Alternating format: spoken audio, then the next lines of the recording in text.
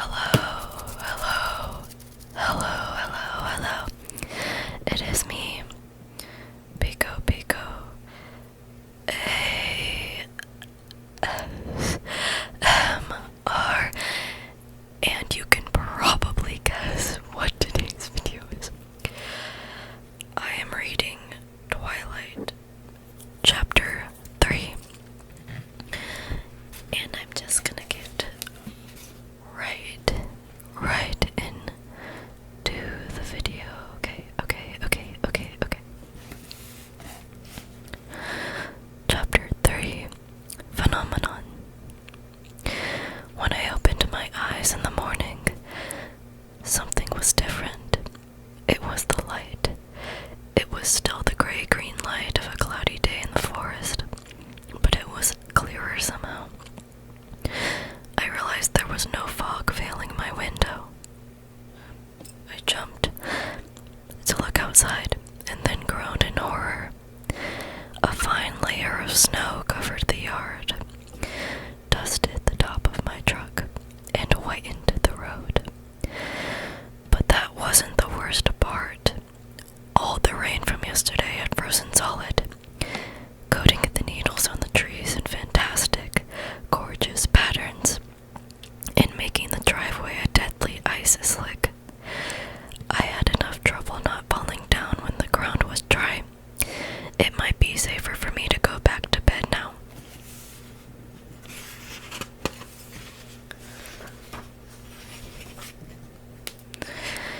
Charlie had left for work before I got downstairs.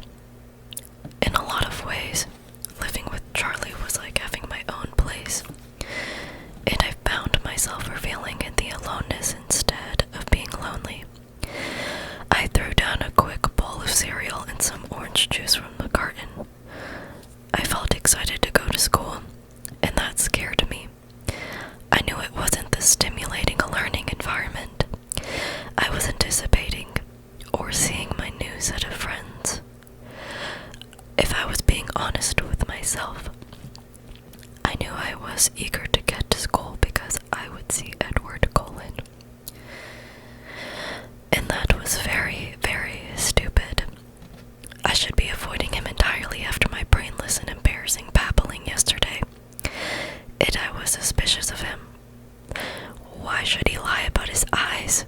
I was still frightened of the hostility I sometimes felt emanating from him, and I was still tongue-tied whenever I pictured his perfect face. I was well aware that my league and his league were spheres that did not touch, so I shouldn't be at all anxious to see him today. It took every ounce of my concentration to make it down the icy brick driveway alive. I almost lost my balance when I finally got to the truck, but I managed to cling to the side mirror and save myself. Clearly, today was going to be nightmarish. Driving to school, I distracted myself from my fear of falling and my unwanted speculations about Edward Cullen by thinking about Mike and Eric, and the obvious difference in how teenage boys responded to me here. I was sure I looked exactly the same as I had in Phoenix. Maybe it was just that the boys back home had watched me pass slowly through all the awkward phases of adolescence and still thought of me that way.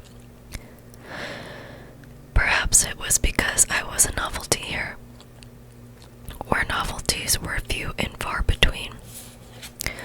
Possibly my crippling clumsiness was seen as an endearing rather than pathetic, casting me as a damsel in distress. Whatever the reason, Mike's puppy dog behavior and Eric's apparent rivalry with them were disconcerting. I wasn't sure if I didn't prefer being ignored. My truck seemed to have no problem with the black ice that covered the roads. I drove very slowly, though, not wanting to carve a path of destruction through Main Street. When I got out of my truck at school, I saw why I'd had so little trouble. Something silver caught my eye, and I walked to the back of the truck, carefully holding the side for support to examine my tires. There were thin chains crisscrossed in diamond shapes around them. Charlie had gotten up who knows how early to put snow chains on my truck. My throat suddenly felt tight. I wasn't used to being taken care of, and Charlie's unspoken concern caught me by surprise. I was standing by the back corner of the truck, struggling to fight back the sudden wave of emotion the snow chains had brought on, when I heard an odd sound.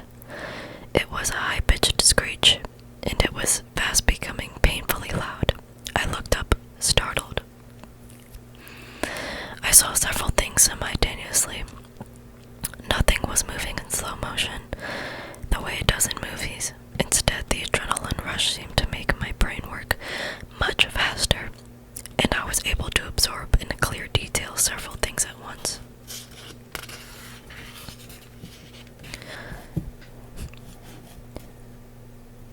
Edward Cullen was standing 4 cars down from me, staring at me in horror.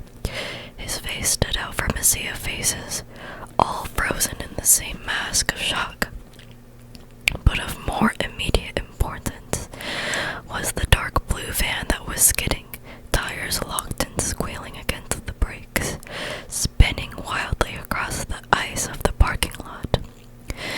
It was going to hit the back corner of my truck, and I was standing between them. I didn't even have time to close my eyes. Just before I heard the shattering crunch of the van folding around the truck bed, something hit me hard, but not from the direction I was expecting. My head cracked against the icy blacktop, and I felt something solid and cold pinning me to the ground. I was lying on the pavement behind the tan car I had parked next to, but I didn't have a chance to notice anything else, because the van was still coming. It had curled gratingly around the end of the truck, and, still spinning and sliding, was about to collide with me again. A low oath made me aware that someone was with me, and the voice was impossible not to recognize.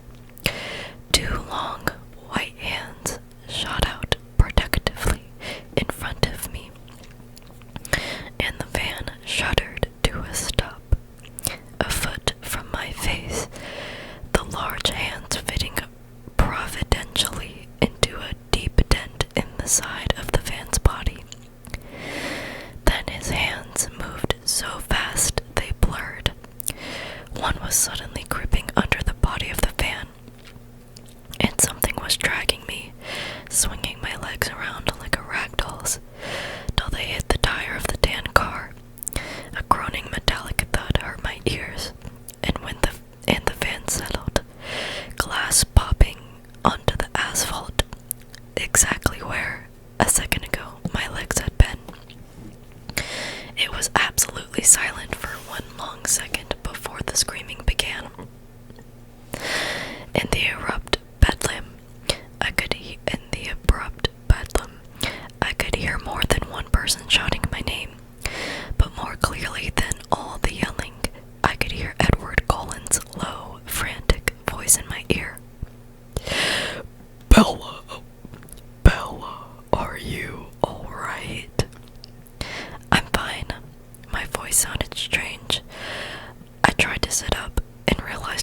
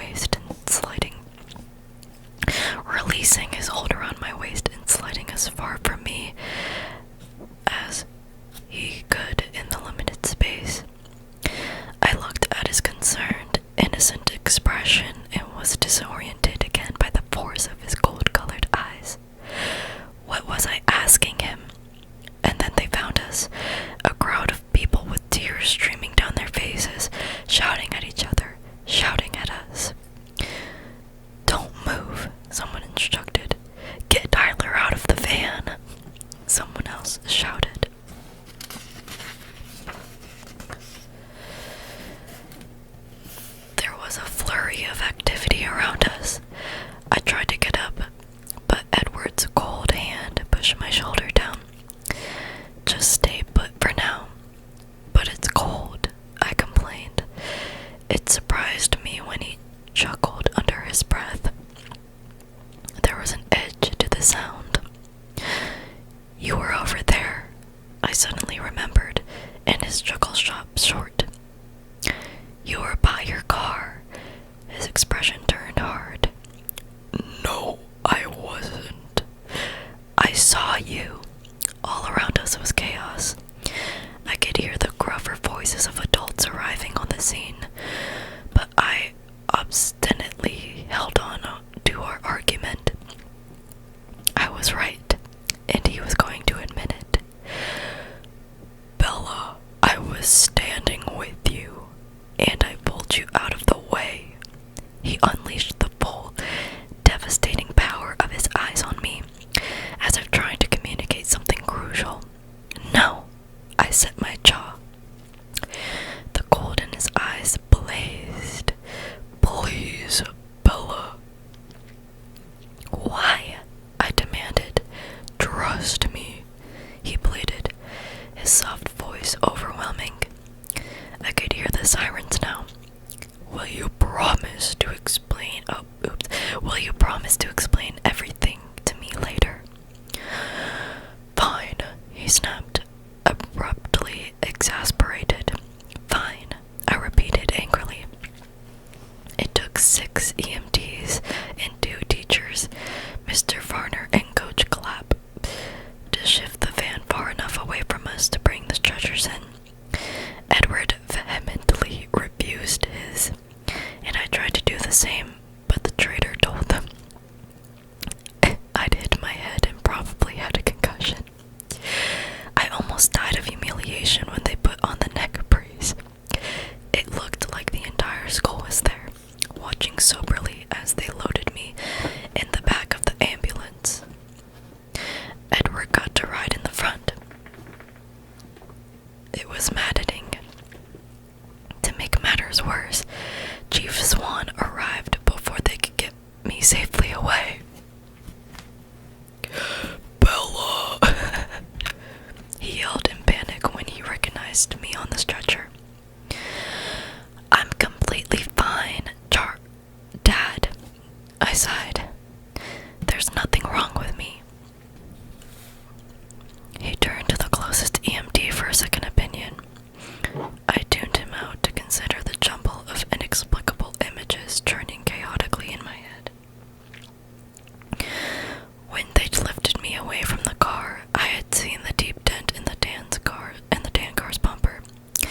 A very distinct dent that fit the contours of Edward's shoulders, as if he had braced himself against the car with enough force to damage the metal frame.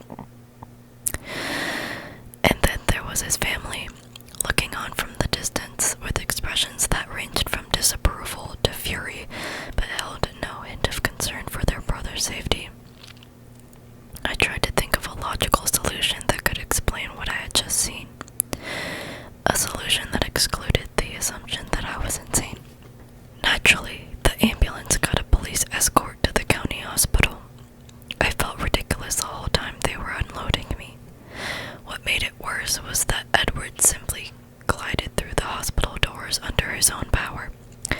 I ground my teeth together.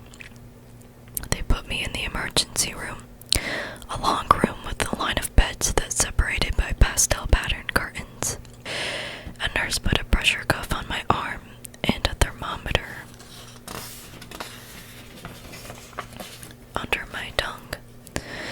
Since no one bothered pulling the curtain around to give me some privacy, I decided I wasn't obligated to wear the stupid-looking neck brace anymore. When the nurse walked away, I quickly unfastened the Velcro and threw it under the bed. There was another flurry of hospital personnel, another stretcher brought to the bed next to me. I recognized Tyler Crowley from my government class beneath the bloodstained bandages wrapped tightly around his head. Tyler looked 100 times worse than I felt, but he was staring anxiously at me. Bella, I'm so sorry. I'm fine. Tyler, you look awful. Are you alright? As we spoke, nurses began soiled bandages, exposing a myriad of shallow slices all over his forehead and left cheek. He ignored me. I thought I was going to kill you. I was going too fast, and I hit the ice wrong. He winced as one nurse started dabbing his face. Don't worry about it. You missed me. How did you get out of the way so fast? You were there, and then you were gone. Edward pulled me out of the way. He looked confused. Who? Edward Cullen. He was standing next to me. I'd always been a terrible liar. I didn't sound convincing at all. Cullen? I didn't see him. Wow, it was all so fast, I guess. Is he okay? I think so. He's here somewhere, but they didn't make him use a stretcher. I knew I wasn't crazy. What had happened? There was no way to explain away what I'd seen. They wheeled me away then to x-ray my head. I told them there was nothing wrong, and I was right. Not even a concussion. I asked if I could leave, but the nurse said I had to talk to a doctor first. So I was trapped in the ER, waiting, harassed by Tyler's constant apologies and promises to make it up to me. No matter how many times I tried to convince him I was fine, he continued to torment himself. Finally, I closed my eyes and ignored him. He kept up a remorseful mumbling. Is she sleeping? Is she sleeping? A musical voice asked. My eyes flew open. Edward was standing at the foot of my bed, smirking. I glared at him. It wasn't easy. It would have been more natural to ogle. Hey, Edward, I'm really sorry. Tyler began. Edward lifted a hand to stop him. No blood, no foul, he said, flashing his brilliant teeth.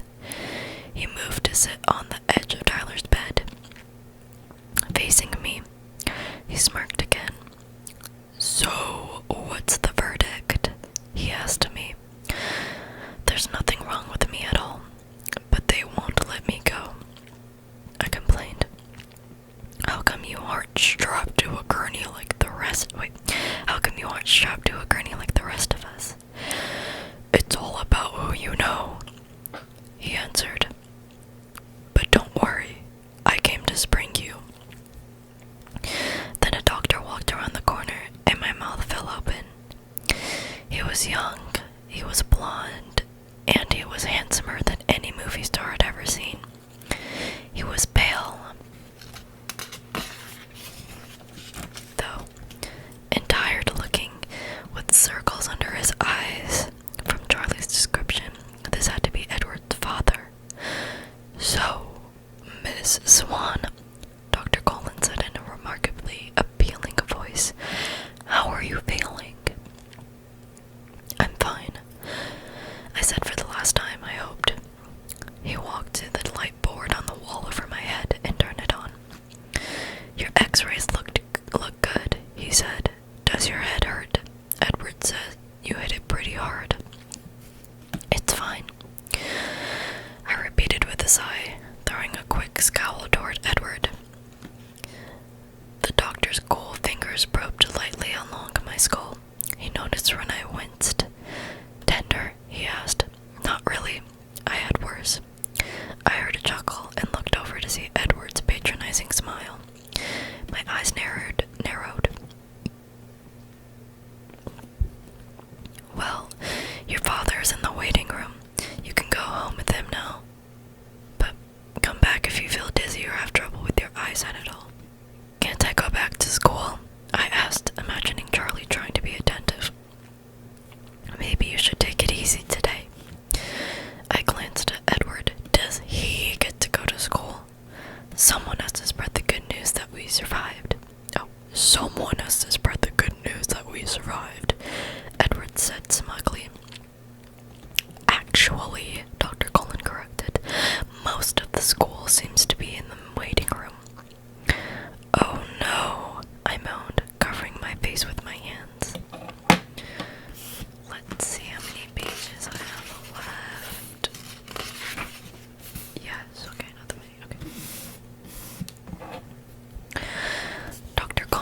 his eyebrows.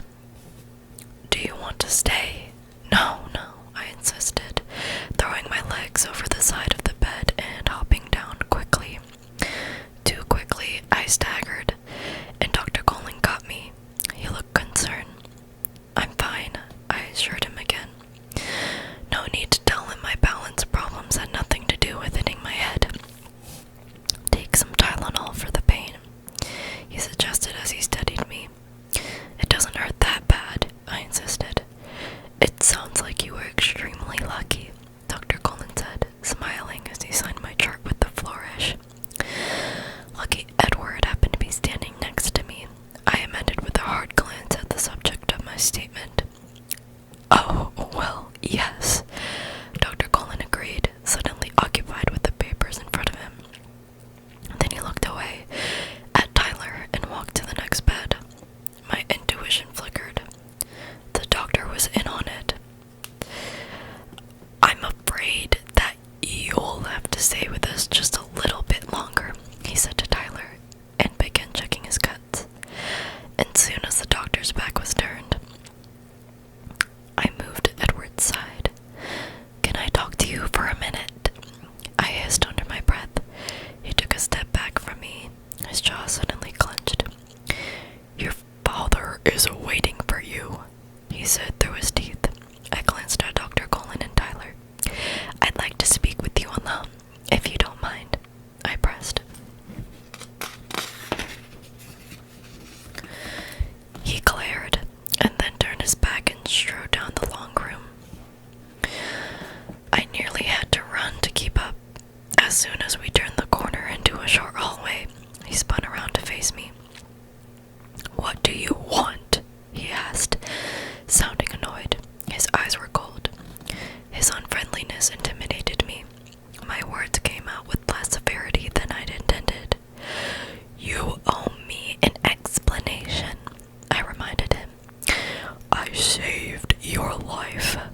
I don't owe you anything." I flinched back from the resentment in his voice. "You promised." "Bella, you hit your head.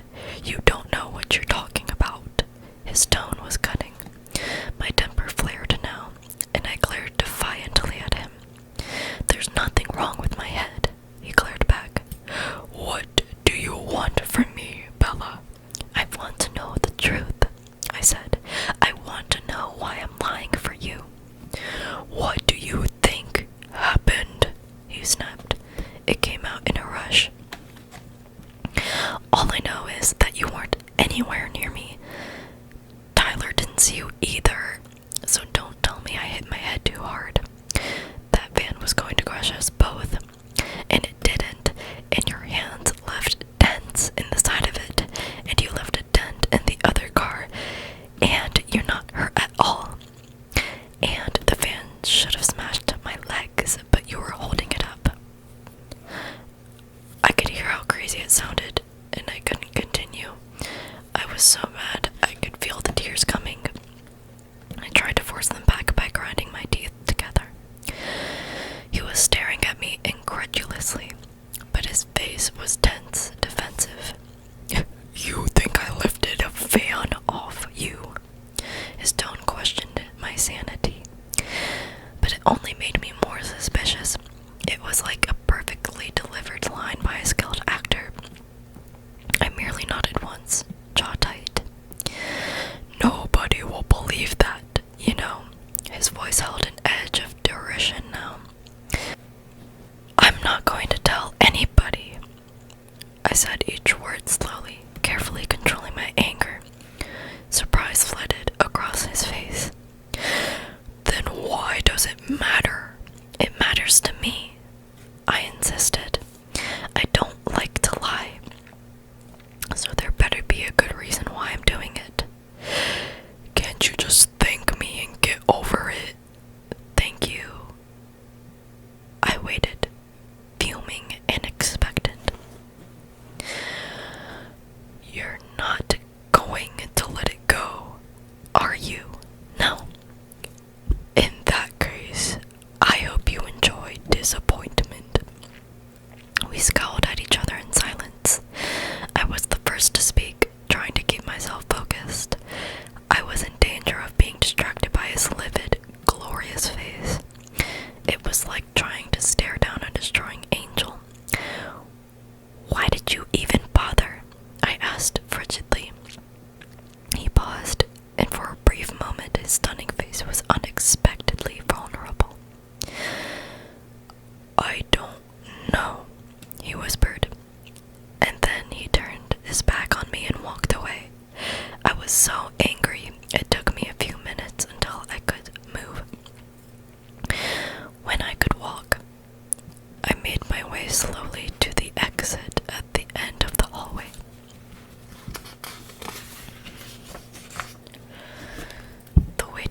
was more unpleasant than I'd feared.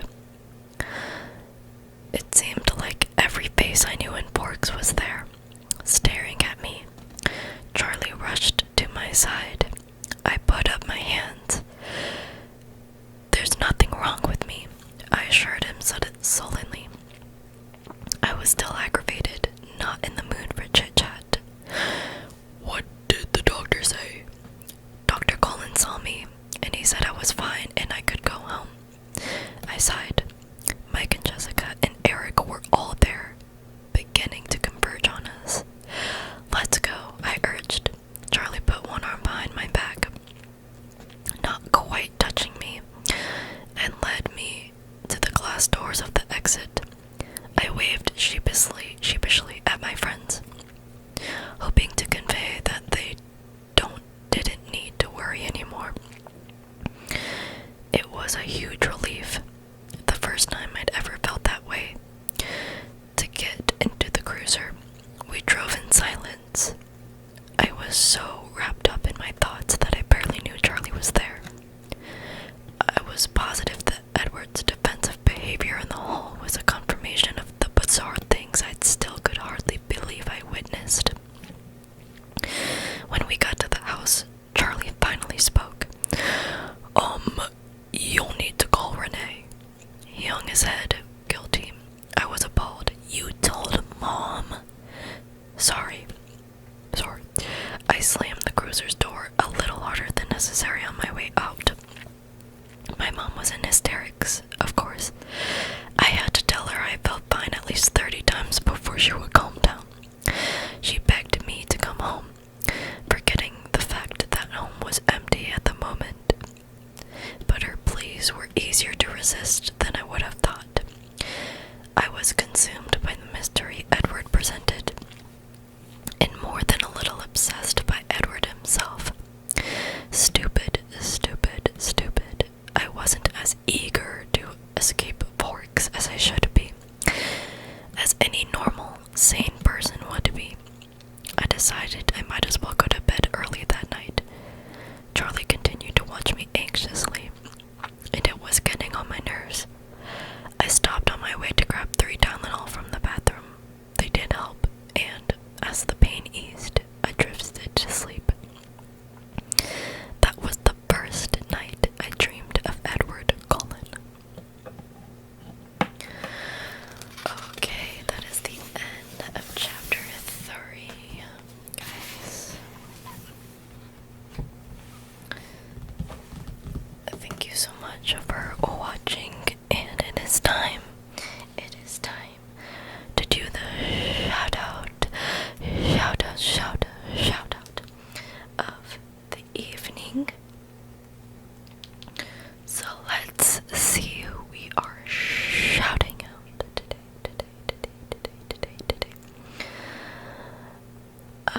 Let's see who commented.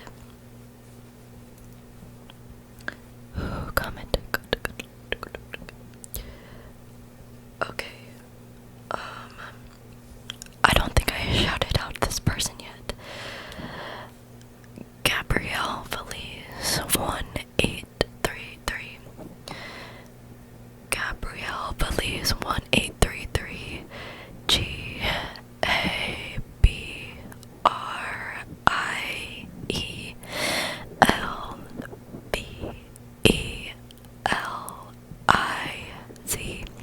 1833. Thank you so much for commenting on my last video. And if you want to shout out in the next video, just comment down below. That is all you have to do. And don't forget to suggest video ideas in the comments as well, and that can qualify as your comment. But until next time, good night, good morning, good evening, good afternoon, or whatever